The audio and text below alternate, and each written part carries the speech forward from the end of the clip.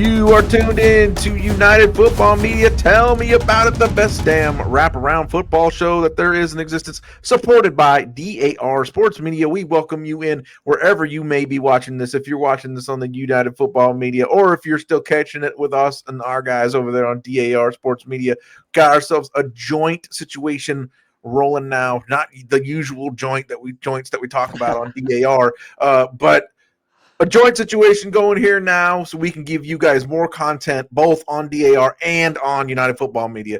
Awesome idea. I hope you guys like it. Awesome idea, and I hope you like it. Whoop, whoop. I bet Ace knows what I'm talking about. Yeah. And juggalettes. So this is the college football show. We're coming twice a week. And then, of course, when spring comes back around, we will be right back into some of us will be right back into UFL coverage. And then summertime, we're going to be rolling into Continental Football League coverage. We decided, being that this is United Football Media, and there's going to be more to that coming up in the following months. Let me tell you, this is being United Football Media. We're going to cover whatever football is going on at that time. And right now, it's college and the NFL taking center stage. So that's what we got for you until spring football comes back around. Then there might be some surprises coming around in the summertime about what type of content that you might find on this fine channel on United Football Media. College football is what we're here for tonight. I got my man Tugboat down here, the free agent, the hottest free agent in spring football media coverage. And I got a professional team owner,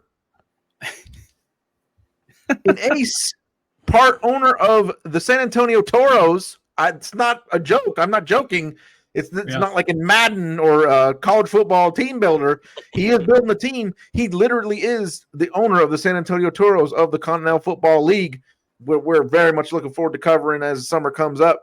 I got these guys in the building with me. My man True might show up here in a little bit later. College football is what we're covering this evening, this morning, as it probably is Friday morning, whoever's watching this, wherever you're watching it. The first college football playoff rankings came out this week. Some interesting things, some interesting arguments to have, because some of the teams that are currently forecasted to be in the bracket, forecasted to be in the tournament, are not even in the top 25 at all. So that is an interesting thing to look at, an interesting thing to talk about. I have kind of laughed all week, seeing people say that this group of five thing, this shouldn't be a thing. They shouldn't have a spot. Look, man, eventually it's going to be Big Ten and SEC having their own league anyway. So, just suffer with it for now, I guess, because it ain't going to last too much longer. They've already changed the rules to allow more Big Ten and SEC teams to have a bye or to be in. Now this year, the tournament is based just purely upon rankings, who gets the byes, not necessarily who wins their conferences. So that's already been a change. Ace, Tug, Ace, you go first, man. Alphabetical order. What are your thoughts on this first playoff bracket, the first top 25? As of right now, get the season ended today type stuff. 12th seed Memphis playing 5th seed Georgia. Yes. Okay. So when you look at the college football playoff list in the channel chat on our Discord. Yeah, Virginia's on it, but okay. Memphis is not. Well, I mean, I get it, and I prefer the rule that they changed. I get it.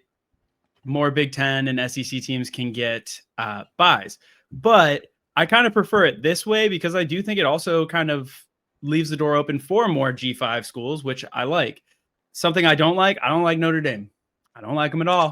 And I'm upset that they're in this at all because they literally were 0-2 to start the season. Okay, they lost to ranked teams, and one of those being Ohio State. I understand that. But when you played two powerhouse schools and you lost to them, and then you go the rest of your schedule, which you were able to put together yourself because you play not really big schools after that other than USC.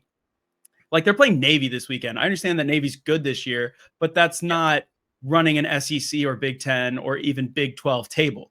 So it's upsetting to me that Notre Dame gets to do this every year. I think there should be a rule where you need to be in a conference to be in the college football playoff.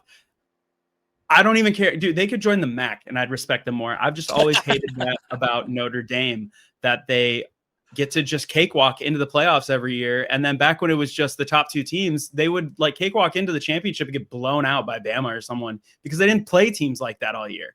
So that bothered me. But otherwise, I don't have a problem with this list. I understand Memphis, but right now Memphis is also red hot, so I like them being in it. I think they could be competitive against Georgia, but I think they'd still be fun. And getting different schools in it helps kind of level the playing field. And then going forward, maybe we'd see more schools, and it's not just what we kind of got used to, where it was Alabama, Ohio State, Oregon in the championship every year. So I'm into it, and I'm honestly riding the Texas Tech bandwagon at this point because I'm a Big 12 fan, being a Baylor guy, and then I have a lot of people I went to high school with and are friends with that went to Tech. So that's what I'm riding, and I really hope they beat the brakes off of BYU this weekend. But so that's my follow-up question to your spiel there is I get how you feel about Notre Dame.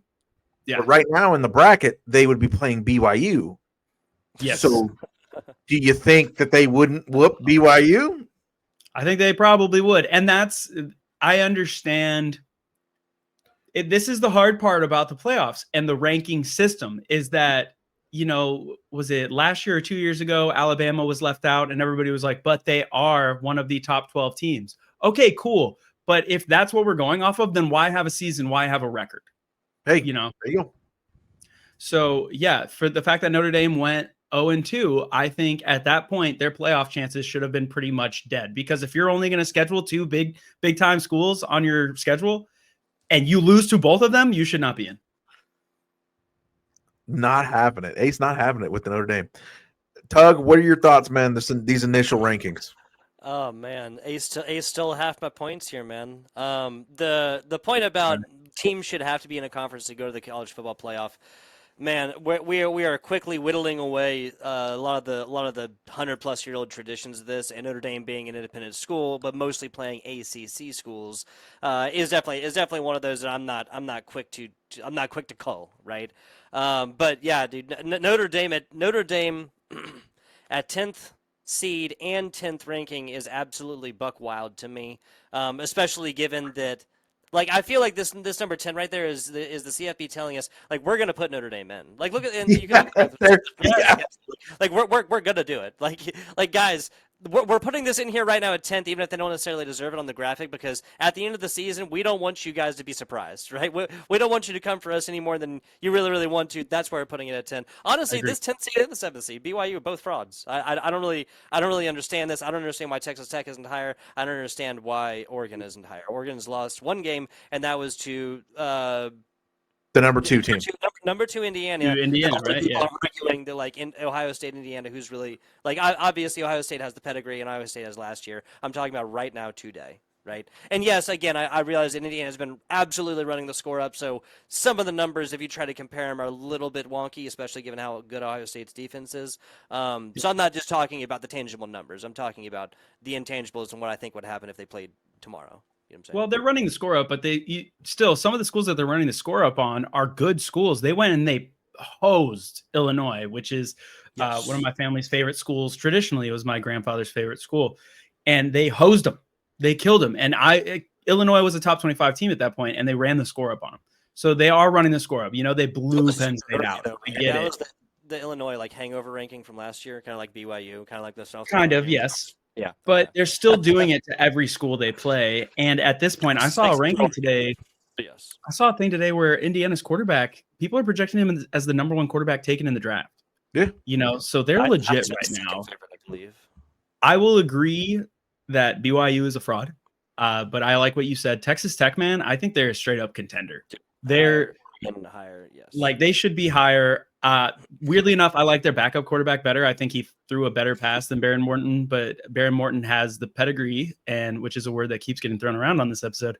And he, I think he's more equipped for the moment. But the big thing with Texas Tech is that, one, their defense is phenomenal this year. They lost one game, and it was an incredibly low-scoring game, because if you beat them, you can't let them score. Like, they're not going to let you score. And then the other thing is that in the Big 12, usually pass game rules all. Texas Tech's run game is no joke. Absolutely no joke. And when you can start it on the ground, facelifted the spirit of the program. Yeah, I mean that billionaire dude who I respect the fact that he still shows up in a Richardson hat and like Levi's jeans to the games. It's kind of on brand, but like he's a billionaire and he shows up like that. But the fact that they went and their run game is that stout, their offensive line is playing that solid, it makes it a lot easier for your quarterback when Baron Morton has struggled at times this year. So I think that they are super solid. But Ohio State at number one, man, they are the most put together squad in college football this year. They are haunting, absolutely haunting. Indiana, do I think they could compete? Yes, but 9 out of 10 times I'm giving it to Ohio State. I would say Virginia is a little unproven. I don't know. You're up closer to that neck of the woods, Arik. What do you think? Well, I like I said, it's an awesome story. The offense down there looks awesome. They pulled off a lot of wins. They were one of the worst programs in the nation recently, as if like 2 or 3 years ago. So it's very, very cool to see them, kind of sniffing around up there. Currently would be, the 11 seed. So I like it. Again, unproven. All of these teams are getting into the meat of their schedules now. Mm-hmm. Indiana has a bunch of prove-it games. Virginia has a bunch of prove-it games. And ultimately, BYU and Texas Tech, I think that's going to be something that works itself out. The rubber is going to meet the road on your concerns about BYU because Texas Tech and BYU playing this weekend, 10.5-point spread, and we're going to find out. You feel so negatively about BYU. We feel so positively about Texas Tech. It's going to be a show-me game. I'm guessing you guys are cool with taking the points. As much as we grouse over taking the points in our Discord, I'm guessing you guys are both comfortable taking the points with the most important game of the weekend. Yeah. MAC points. Taking underdogs in the MAC in the middle of the week. This is definitely a different story. The home advantage, the tortilla is gonna fly. The meme, our tortillas will block out the sun. I thought that was top tier. That was top tier. That's pretty cool. As far, I'm not the first person to say this, so I don't want to sound like super original here, but Bear Bachmeier is a great player. I think that is a lot of what BYU consists of, and if you can shut that man down, especially those short little dink and dunk passes that he gets his confidence, you can literally watch it in the game. He gets his confidence back with towards the end of the second half, and again, like once the half ends, and they come back and play. You literally always see it, especially if he's thrown a pick early. And if you can shut that down, I think that line is exactly what it should be. Yeah, no, I still like the spread. Texas Tech this year, I've really liked their spread. The only mistakes, and they've hit it a lot of times, is they're hitting the spread because they're beating people and they're proving it because the books still are acting like they're Texas Tech of just a few years ago. They're not. They're very different. The one place that I made a mistake is I've bet the over on them twice. And it didn't hit because their defense is so stout. And this is why I know their defense is so good that they completely shut out the offenses that they were playing. So they didn't hit the over because Texas Tech didn't hit it themselves. This is a very, very good team. And I think that they're going to probably put the screws to BYU this weekend. I would love to see it. I am not a BYU fan. Gonna throttle them. I would love to see it. So rounding out the top 5 discussion, Ace, you're over there with maroon diamonds in your eyes. You love this Texas A&M team. Talk to me about it. I like A&M. I think Marcel Reed has come into his own. What was it? Last year he came in and he basically just ran the read option down LSU's throat, and he didn't show us a lot with his arm the remainder of the season when he was playing with the starter out. But then this season he's really putting it together. He's also showing that he's a leader. And the big thing that was the question is their defense. And I think while their defense is not, the best in the country or anything, they are definitely good enough to keep their offense in any game. So, I mean, A&M, I think they have a chance against any of these teams. I just think they're an interesting and very exciting team to watch. I think Marcel Reed is just an electric player. So that's my take on it. Do you think this – Josh is going to be very mad that we're saying this. Thank God he's not here. Do you think this cool? He can't say much to me now, man. We're partners. Yeah, true that. Yes. Do you think this might be the year it happens? If there was ever a year it was going to happen, it's going to be this year. I'll say that. It's probably this year. I mean, yeah, because I keep talking about Marcel Reed. He's special. And once they get past him, I don't know how soon you find another player like him. Because I think he puts them up in that category. Still Ohio State, Indiana, Alabama. Those are still really tough teams to beat. Teams that Texas A&M hasn't played anybody like, by the way. That's kind of my issue with them. I like them too. I love their pass rush. I love Marcel Reed. I love the offensive line. But I need to see him beat in Alabama. I need to see him beat Georgia. I need to see him beat Texas. Hell, like they can't seem to get over that hump either. So let me look up their schedule soon enough. We better against if that had been a shutdown win instead of a 1-point win on one of the most controversial non-holding calls of this entire season. But I am also 100% about Texas A&M. Well, they currently, the remainder of their schedule is Missouri, South Carolina, Samford, and then the only real the only powerhouse that they prove it game they have coming up is their last game of the season is Texas. Yep. Yeah. So that's a prove it. If they come out and they win that game, then yeah, I'll say that they have a chance to win the whole thing. We're going to see them insulated all the way till the SEC championship. So pretty much. So that dovetails well into the next thing I was going to ask you guys. Heisman. Who are you guys thinking for Heisman this year? It's interesting because a lot of these teams in this top 12 in this tournament bracket, a lot of them don't really have they don't have bad quarterbacks, but a lot of them are just like, oh, well, you're the guy on the roster, so I guess you're the quarterback. It's nothing to write home about other than Alabama and Texas A&M. Alabama, Ty Simpson has been phenomenal since he got in. It's just the beginning of the season. Looking also like himself, if he leaves school, is probably going to be a top 5 NFL draft pick. He has worked his way into that conversation. I've loved me some Ty Simpson. I like watching Alabama play right now. He is starting because, it looked very shaky with the Kalen DeBoer system and him leading the ship down there. But Kalen DeBoer found his quarterback to put into the system the way he put Michael Penix into it in years past, and now they're hooping. They're playing pretty damn well down there in Alabama. In Washington. So I like me some Ty Simpson. I wouldn't be surprised to see him in the Heisman conversation by the end of the year. And it's one of the only teams up in that echelon who have a real hey, we have a stud quarterback. Oregon with Dante Moore, Texas A&M with Marcel Reed, Ty Simpson at Alabama, and then for Mendoza at Indiana. Yes, yeah. Furthermore, Heisman, what are your thoughts there, Ace? Well, I was going to say Mendoza is my favorite right now. He's absolutely my favorite. But Ty Simpson is in the conversation right now. If you look at the odds, he is number 3 behind Mendoza and Sayin at Ohio State, which Sayin I think is a little bit less impressive because of all the players he has around him. Ohio State is just absolutely stacked everywhere you go. Yeah. It's kind of like Joe Burrow was at LSU, but Joe Burrow was also putting up insane stats. 62 touchdowns. Yeah.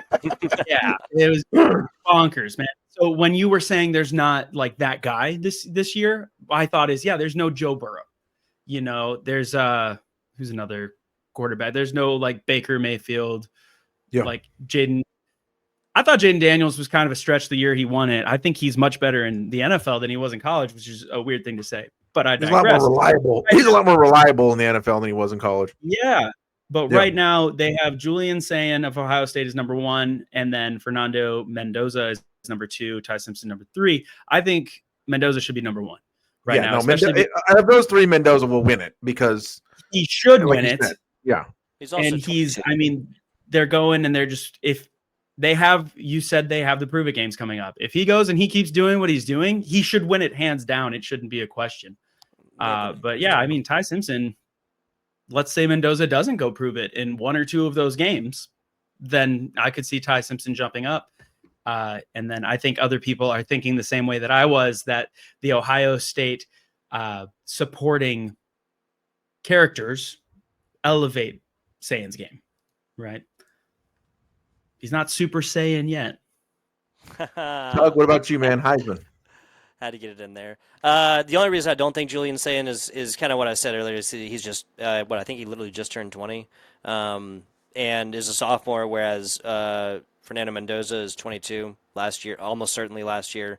And Indiana's looking great, and who do they have on the docket? At Penn State this weekend, yeah, Wisconsin, and then rival week at Purdue. Indiana's going 12-0, dude. Like, they should. They really don't. If they don't make the playoffs, it would be sort of insane. They're going to make the playoffs. I don't see how. Who is Ohio State?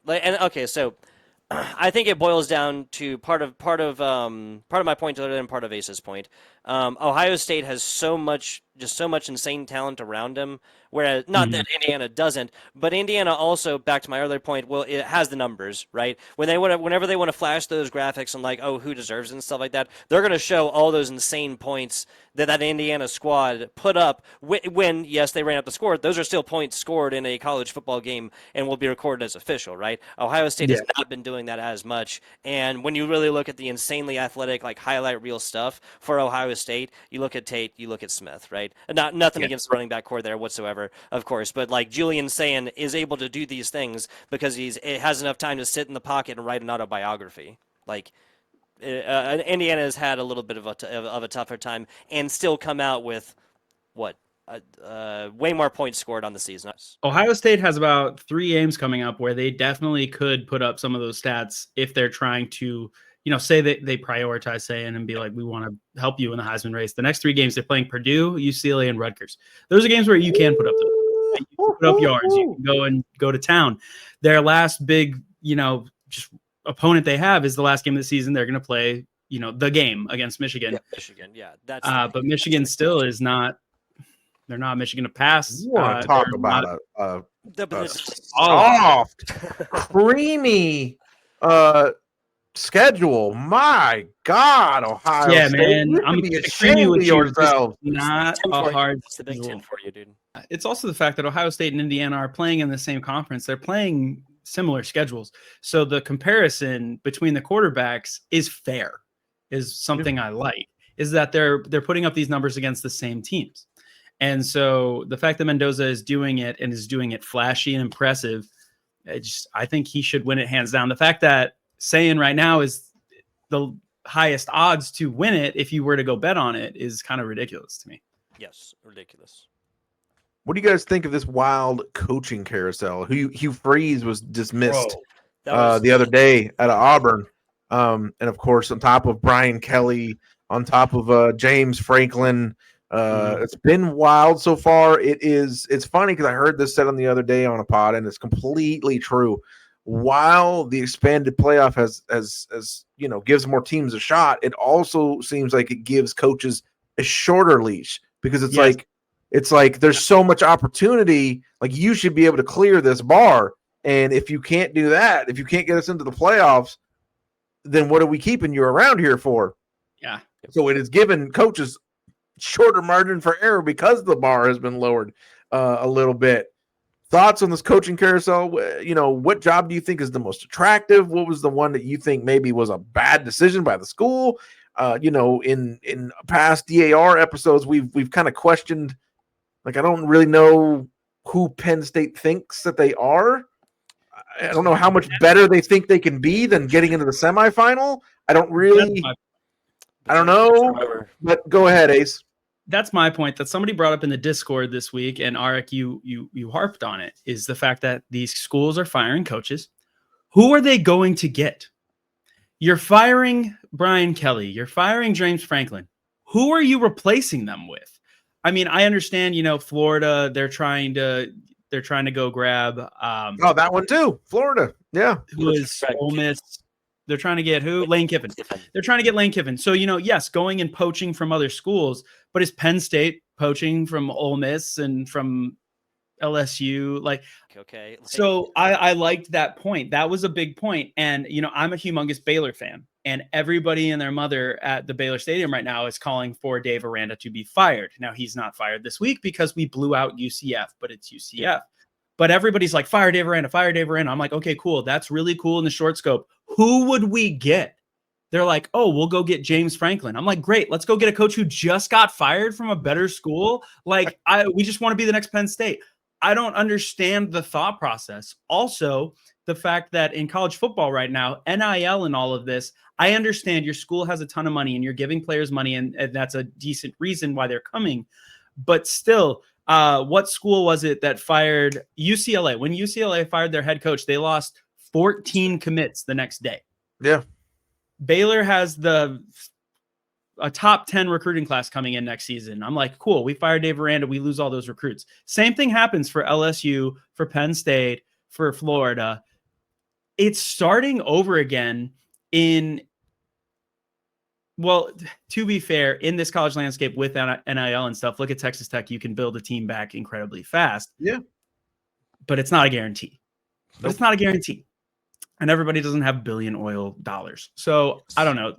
I'm in the thing where it's like, sure, call for firing your head coach. You know, like you said, the bar is high that now playoffs are bust. But then what are you doing after that? Cool, you fired your head coach, and now you're just set back 5 years. I don't know. We will revisit this when these hires are made, when the carousel stops on this show.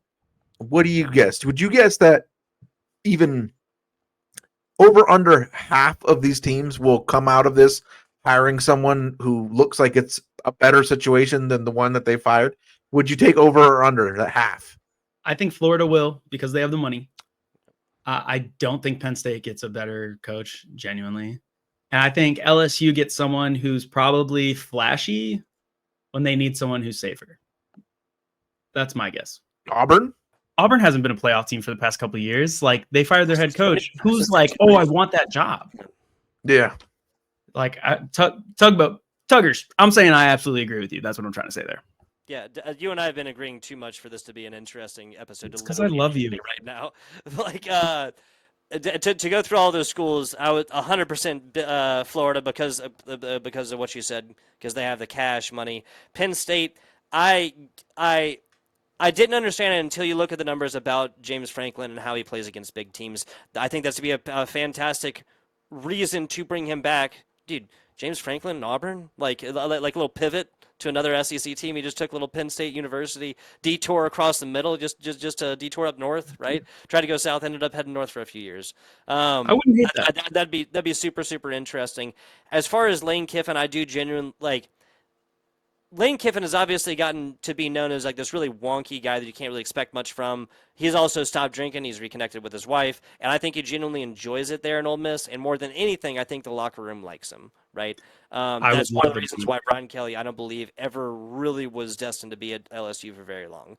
I don't remember the player's name, but that came out literally the next day, where he said that Brian Kelly is like my least favorite person on this planet, and he said that when he was playing, he'd say what's up and like wave to him in the hallways and shit like that, or stuff like that. But if he was not playing, if he wasn't doing well, then Brian Kelly didn't give this man like the time of day, and I think it feels almost good for me. Not good. I'm not saying this like against LSU, but it almost feels good for me because I feel validated. Validated. There you go. I feel like I called this a mile away. Same. Before Brian Camley's family, the whole family thing. I called this before. I don't know if it's the same player.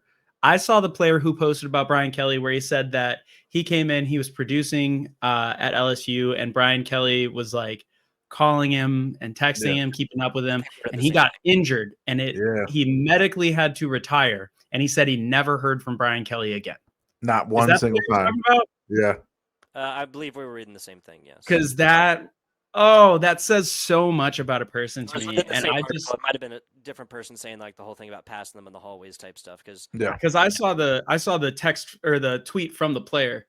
And I've never liked Brian Kelly, especially because, you know, anybody associated with Notre Dame is just not, I don't like him. But Brian Kelly, he comes in, he is one of those coaches that is very quick to blame players and blame other coaches. It says a lot when a coach takes all blame for themselves. You know, if there's something ridiculous, like, you know, you hold people accountable, but he always like is quick to blame. And the fake Southern accent thing always bothered me, but I too felt validated, Tuggers. So I like that. And yeah, I think Franklin would be interesting at Auburn. I do think that would be cool. Cause like Auburn would kill to be Penn State right now. You know, they're getting into the playoffs. Like, why not? And the whole reason need this man back in college football too, dude. I'm not necessarily saying at LSU, but I would, and I don't think he'd be a good fit at Penn State University. I'm not necessarily saying that, but I to answer the question of like where are they getting coaches from, that would be one of my answers for sure. And he's also not super old. Who are you talking to, Franklin? Ed Orgeron. So Ed Orgeron, the big O, baby. Yeah, dude, I love the big O. Me too, big time. And he seems like, I mean, he's always seemed like, not just like right now, but he's always seemed like a guy who takes care of himself, right? So 64 for him may not mean 64 for necessarily some other 64-year-old, right? That is so wild. Because I heard the exact opposite. I heard that Ed Orgeron smokes like 8 cigars a day. Yeah, no, that boy goes hard in the paint, man. He's Ric Flair fucking status. I meant he's like 63, stuff, right? But looks 74. Like that dude lives hard, but also is jacked. So like there's a lot of issues there. Well, for some reason, my brother-in-law always, whenever we're talking about Baylor and who we would get, he always brings up Ed Orgeron. No, absolutely not. It doesn't make sense. Baylor wouldn't go for it. Literally, a lot of people blame why he got fired from LSU and they paid him $73 million is because he couldn't stop chasing younger ladies. No, it's a big part of it's because he was acting a fool outside of the program. Yes, and he was fly in Waco, brother. He was getting drunk. He used to bring like young students and stuff, and like that's not anything Baylor would ever bring near our program. So I just think he used to bring his younger women who had kids to practice, and the kids would be in the drills with the players on like the agility ladders and shit. Like this is so funny, dude. That is you can't do that in Waco. Hell no.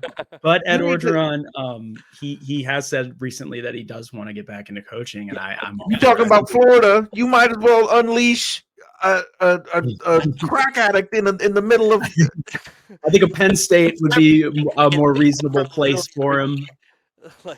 I think Penn State, somewhere he has to kind of try and act right and keep an image. I think would be better for him. You got to treat Ed Orgeron like a werewolf, like keep him away from temptation. At night, we gotta lock him in a room. Yeah, lock him up. Take the key with you. He'd lock him inside.